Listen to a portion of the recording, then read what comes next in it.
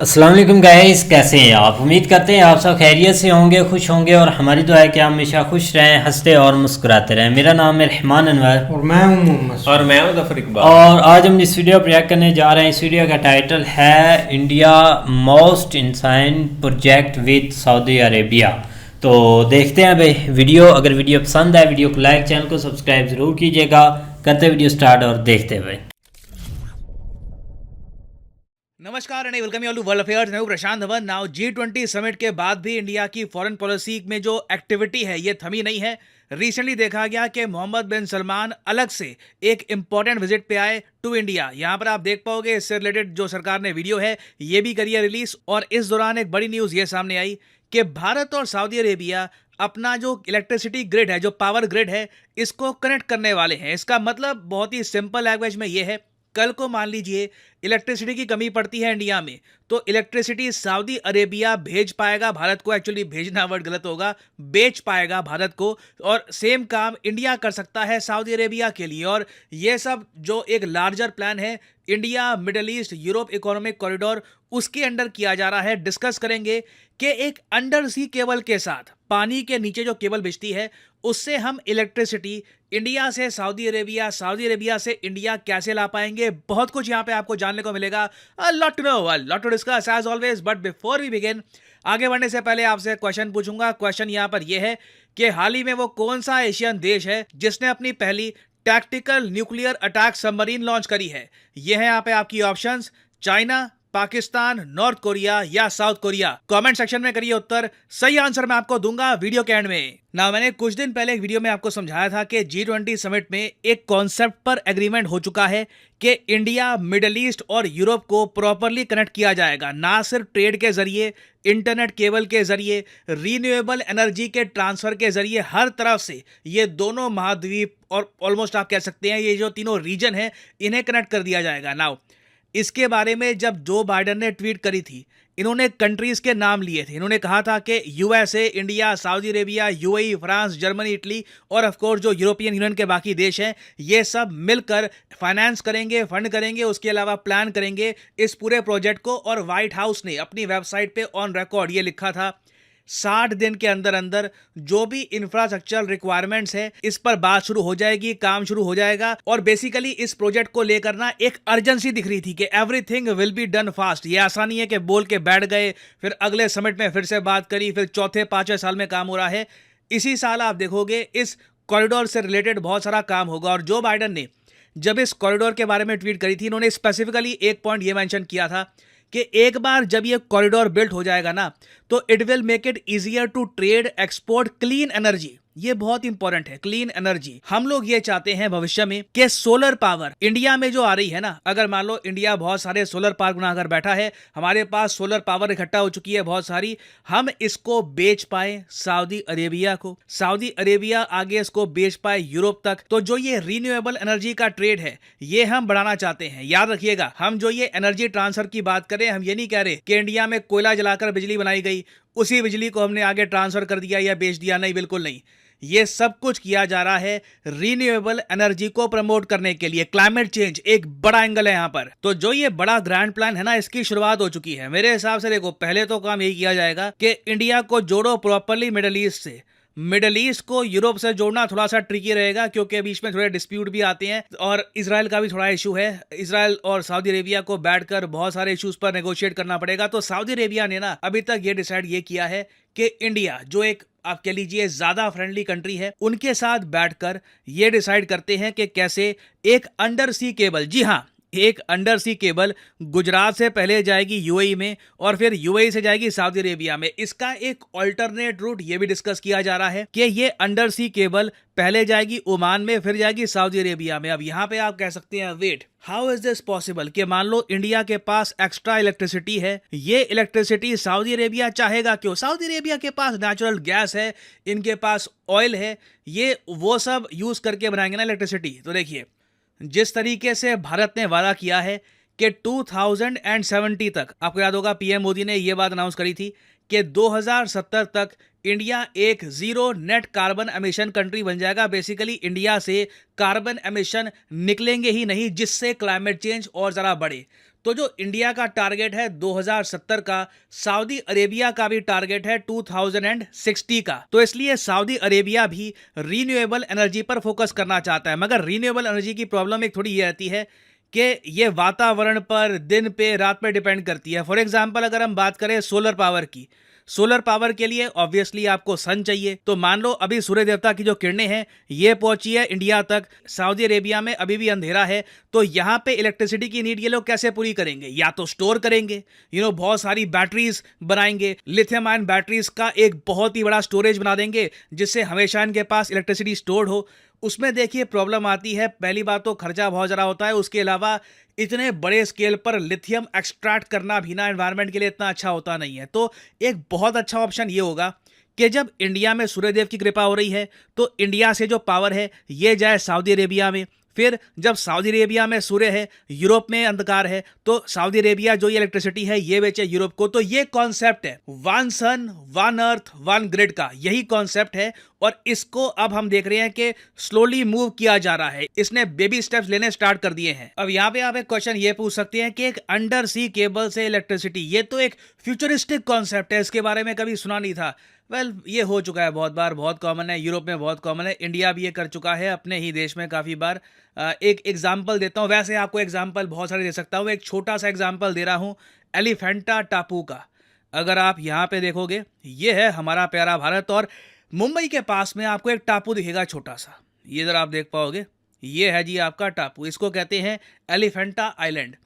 आज़ादी के 70 साल बाद भी ना यहाँ पर इलेक्ट्रिसिटी की प्रॉपर सप्लाई थी नहीं, तो इन दी एंड क्या किया गया, एक अंडर सी पावर केबल बिछाई गई करीब 7.5 किलोमीटर्स की। जी हाँ, ये लॉन्गेस्ट अंडर सी पावर केबल थी और इससे एलिफेंटा आइलैंड को प्रॉपरली इलेक्ट्रिसिटी प्रोवाइड करी गई। तो ये कोई बहुत निराला कॉन्सेप्ट नहीं है, 2018 में हम लोग कर चुके हैं, उससे पहले 2017 में आप जाओगे ना तो यूरोप के कई देश हैं ये बड़ी बड़ी इस टाइप की जो पावर केबल्स है ये बना चुके हैं। ये ऑफ कोर्स वेरियस टाइप की पावर को आपस में ट्रांसफ़र करने के लिए, ट्रेड करने के लिए इस्तेमाल करते हैं।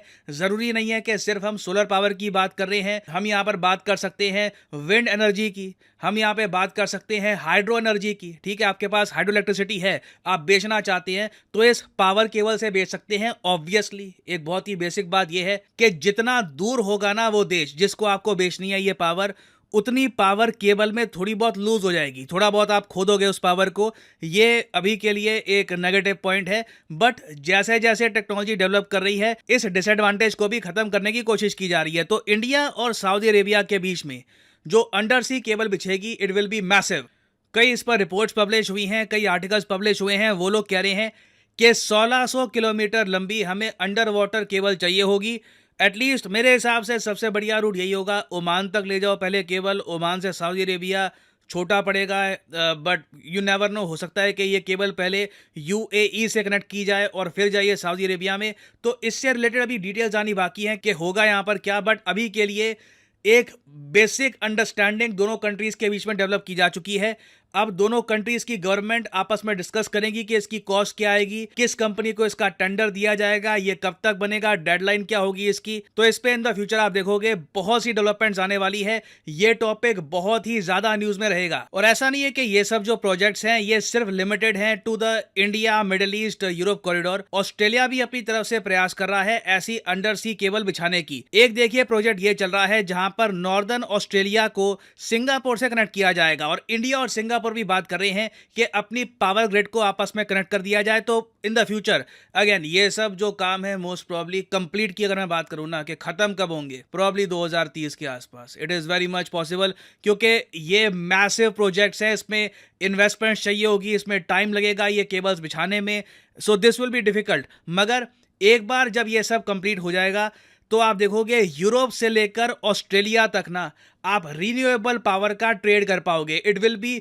Almost game changing. वैसे मैं आपको बता दूं ये सब इंडिया में ना, एटलीस्ट मैं कहूँगा साउथ एशिया में हम पहले भी कर सकते थे। 2008 में इंडिया ने श्रीलंका को एक प्रस्ताव दिया था कि जी पावर ग्रिड जो है ना इसको हम कनेक्ट करते हैं, मगर उस टाइम कॉस्ट देखकर, वेरियस और एस्पेक्ट्स को देखकर श्रीलंका डर गया। श्रीलंका ने इस प्रोजेक्ट से खुद को पुल आउट कर लिया। अभी रिसेंटली इंडिया श्रीलंका ने भी फिर से बातचीत शुरू कर दी है कि 2030 तक, जी हाँ इस केस में भी 2030 तक हम दोनों की पावर ग्रिड को प्रॉपर्ली कनेक्ट कर देंगे। तो अगेन ये जो प्रोसेस है इट इज इनएविटेबल, ये होना ही है। और इससे आप देखोगे इंडिया की जो नीड है, इंडिया की जो इंपॉर्टेंस है रीजन में बहुत ज़्यादा बढ़ जाएगी, क्योंकि रीन्यूएबल सेक्टर में ना इंडिया से बड़ा एनर्जी प्रोवाइडर शायद ही इस रीजन में खड़ा हो। नाउ फाइनली हम वापस आते हैं अपने क्वेश्चन की तरफ जो मैंने आपसे पूछा था कि किस एशियन कंट्री ने हाल ही में एक tactical nuclear attack submarine launch करी है। तो सही उत्तर यहाँ पे है option C, the country of North Korea. यहाँ पे आप देख पाओगे किम जोंग उन ने रिवील करी है ये सबमरीन,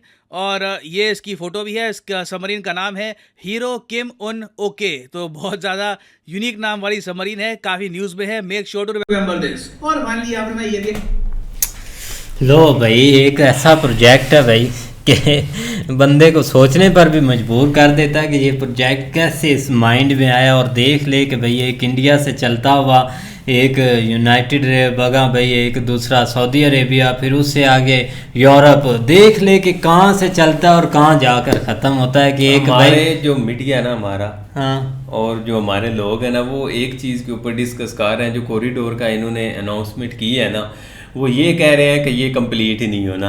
उसकी वजह ये कि ये एक दफ़ा मतलब एक शिप होगी, आगे फिर जो है ना वो ट्रक होंगे, ट्रॉलर जो है ना, उसके बाद ट्रेन होगी, फिर इस तरह शिप होगी। तो ये कह रहे हैं कि ये एक नामुमकिन सी चीज़ है। तो बहुत सारे सवाल आगे लड़के कर रहे थे कि यार अच्छा ये अगर नामुमकिन है तो उन्होंने फिर ये अनाउंसमेंट क्यों? बहुत सारे सही बात है, इन्वेस्टमेंट भी कर गए। पता क्या कह रहे थे, ज़्यादा कह रहे थे कि जो पीएम मोदी जी है ना वो भी अपनी सियासत बचाने के लिए उन्होंने ये सारा स्टेप लिया है, ताकि एक दफ़ा जो है ना वो मीडिया के ऊपर हल्ला मार जाए कि इतना बड़ा प्रोजेक्ट और वो इलेक्शन कैंपेन की उनके साथ। नहीं हैरान था कि देख लो कि यार इनके कैसे माइंड है। और इन्होंने 15 साल पूरे 15 साल सी पैक का चूरन खाया है और ये आज बातें कर रहे हैं इतने बड़े प्रोजेक्ट के ऊपर। इसमें कोई शक नहीं है, ये तो एक अपने आप को दिलासा देने के लिए चीज है। इनके और खट्टे हैं ना, इनके सोचने का माइंड तो यही है कि वो उधर आए हैं, G20 समिट हुए, उन्होंने शुगल मेला लगाया है, पत्ती खेलियां और निकल गए हैं। ऐसी चीजें इनके मतलब के माइंड में चलती है। ऐसी चीजें कोई नहीं है। G20 एक समिट ही ऐसे इसलिए कि उधर एक ऐसी चीजें डिस्कस की जाए, एक इन्वेस्टमेंट की जाए, लेकिन इन मूर्खों को क्या पता इन चीजों का। ये अपनी एक दुनिया में एक अलग रहते हैं। इसलिए एक वो कॉरिडोर की जो आग इधर पाकिस्तान में लगी है ना, वो मुझे नहीं लगता किसी और जगह पे लगी। जितनी उन्होंने पूछा नहीं है ना इनको मुंह नहीं लगाया किसी ने। हाँ, थोड़ी जगह के ऊपर ये दरमियान में इन्वॉल्व होंगे, वहां पे भी इनको ऐसे पैसे फेंकेंगे कि चलो भाई शायद वो भी ना। 5-6 माह से ये एक चूरन बेच रहे हैं कि मोहम्मद बिन सलमान ने इधर आना है, उसने विजिट करना है, एक हमारे अच्छे रिलेशन है, लेकिन नहीं, 2 दफा तो इन्होंने छुट्टी अनाउंस कर दी। तो ये अपने आप में मुस्लिम उम्मा बने हुए हैं, ऐसी चीजें कोई नहीं। अब हर कंट्री, और इसराइल का सबसे बड़ा चूरन बेचते हैं।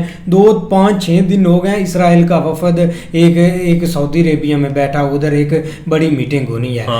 एक चीज इसराइल ने आगे एक मतलब के बहरीन के साथ मुआहदे कर ले, उनका उधर एम्बेसडर बैठा हुआ है, उधर उन्होंने एम्बेसी ओपन किया है, वो भी एक दूसरे के साथ ट्रेड कर रहे हैं। आप करो जहाद, लड़ो, एक मरो भूख से, एक आटे के लिए तरसो, चीनी के लिए तरसो। लोग ऐसे ही तरक्की करेंगे। आपको एक मौलवी खुद शादियां करेंगे, आपको नहीं करने देंगे। आप ऐसे ही एक बीच में से गुजर जाएंगे और अपनी दुनिया में खुश रहेंगे। आपको पता भी नहीं चलेगा कि लोग किधर से किधर चले जाएंगे। बिल्कुल ऐसे ही। लेकिन ये कि अगर यार देखा जाए तो ये हमारे लोग तो इस तरह का प्रोजेक्ट कोई सोच भी नहीं सकते। सोच क्या यार देख लो कि उन्होंने किस तरह एक इलेक्ट्रिसिटी को डिवाइड किया और किस तरह जो है ना यार इलेक्ट्रिसिटी से हटकर ज़राअत पर भी काफी वर्किंग है। यार आप सऊदी अरेबिया की जरूरत, मेरी बात सुनो ना आप भाई, एक कोई पाइप गुजारते हैं या उन्होंने तो भाई इतनी बड़ी एक ग्रिड है वो उन्होंने जोड़नी है। इधर इन्होंने एक रोड के नीचे से पाइप गुजारना होना, पता है क्या करते, पूरा रोड कंप्लीट हो जाएगा, उसके बाद उस रोड रोड को भाई उखाड़ेंगे, फिर उसके नीचे से पाइप गुजारेंगे। इतना नहीं करते कि पहले भाई अपना पाइप गुजार लें, ये रोड नया बन रहा है, लेकिन ऐसे वही के बंदे बसूरे हैं कि भाई रोड बन जाएगा, माल खाते हैं, बाजार बन जाएंगे, फिर उखाड़ कर नीचे से। लेकिन ये कि भाई एक बहुत ज्यादा खुशी हुई है सऊदी अरेबिया के जो मतलब वहाँ पे रहे हैं और उन्होंने भाई इतने प्रोजेक्ट या डीलें साइन की हैं बहुत यार। एक गिफ्ट सिटी या एक स्मार्ट सिटी से ना उधर भी सऊदीया का अपना एक ऑफिस ओपन करने लगा है। बहुत बढ़िया डेवलपमेंट हो रही है, लेकिन इधर कोई इनको सिर्फ वही प्रोजेक्ट नजर आ रहा है जो कॉरिडोर है, उसके दिखाने वाले नहीं है। चलो एक अच्छी वीडियो थी भाई, उम्मीद करते हैं आप पसंद आएगी। अगर पसंद है वीडियो को लाइक, चैनल को सब्सक्राइब जरूर कीजिएगा। मिलते हैं नई वीडियो के साथ, तब तक के लिए गुड बाय।